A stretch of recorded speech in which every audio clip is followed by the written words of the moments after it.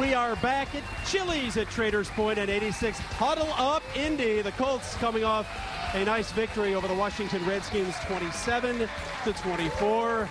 And we've got a special guest on hand, and I'll let my co-host, Pat McAfee, introduce him.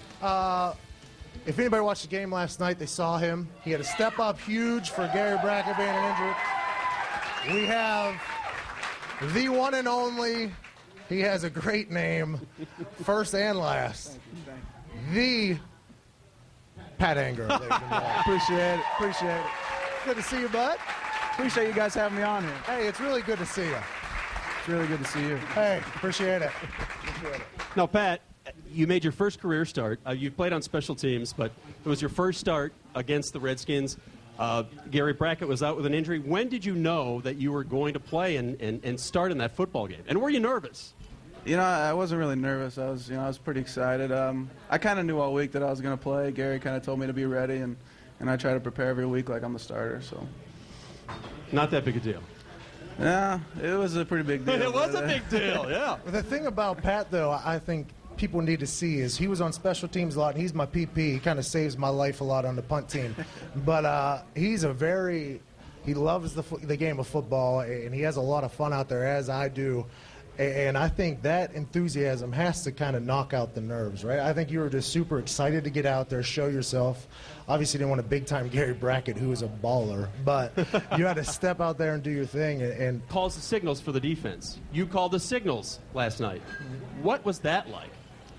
You know, I do it every day in practice, so you know, it wasn't too crazy. Just making sure I said it loud enough so everybody could hear, and not loud enough so the offense could hear. So I think that's fair. They always talk about football IQ, and Pat is just like every draft choice of the Colts pretty much. The football IQ is really high, and Pat is, granted, I have no idea how smart he was in school.